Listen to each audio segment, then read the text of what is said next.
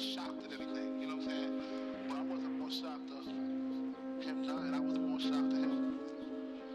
Welcome to the Undercurrent. I'm Lauren Windsor. We're here at the National Press Club for the Lessons of Watergate conference, and we're speaking with Dr. Reich. Welcome. Well, thank you, Lauren. So I became acquainted with your work through the Occupy movement, your talks about income inequality in Citizens United. Can you tell us how we begin to address these serious issues of income inequality when you have an increasingly global workforce and competitive pressures on wages? Oh, there are many things we can do. The problem is not public policies. We know what to do. Expand the earned income tax credit, raise the minimum wage, make it easier to unionize, provide better education and training opportunities, more collaborative workforces in terms of profit sharing and gain sharing. The problem is not public policy. The problem is that we don't have the political will. Progressives are not organized adequately. We have not, and I say we, I think as a nation, we've not understood the problems accurately. We bought into austerity economics and trickle-down economics and all these big economic lies that the right have been telling for years and have not rebutted them satisfactorily. Well, I've been reading The Return to Prosperity, which you actually had given a quote for Arthur Laffer and Stephen Moore, and they espouse the flat tax and abolishing the minimum wage entirely. Why do you think that that's a bad idea? They would argue that the minimum wage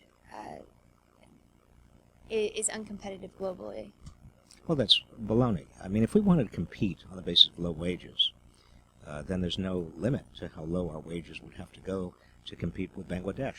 If we wanted to compete on the basis of low regulations, again, there's no limit to how dirty our air could be and our workplaces unsafe if we have to compete with the most unsafe and dirtiest places on the earth.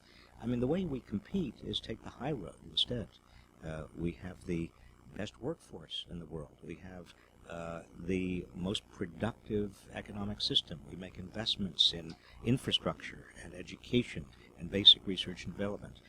We have the place in the world where global capital wants to come because we are capable of generating so much output because our workers are second to none.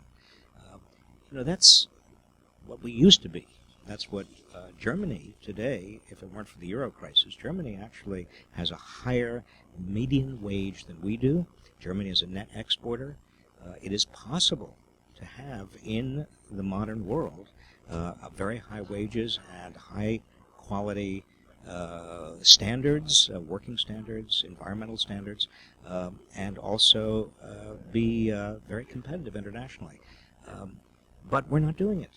We have essentially caved in to a global business mentality that doesn't particularly care about what happens to the United States economy. I mean, I was talking to an Apple executive the other day who said, with some sadness, he said, look, we can get all the talent we need anywhere around the world. We don't have any particular loyalty to the United States. And that's what I hear from more and more global business executives. We need a national industrial policy. We need an industrial policy to rebuild the American economy for Americans and for American workers. So over the past 20, 30 years, we've seen the decline of unions, and we've seen great gains in productivity, which have all been reflected in the incomes of the top 1%. How do we address that income inequality? Lauren, first of all, we've got to connect the dots. We have now so much concentration of wealth and income at the top. We haven't seen anything like this in 100 years, at least a century in the United States. Where wealth and income become concentrated, political power also becomes concentrated.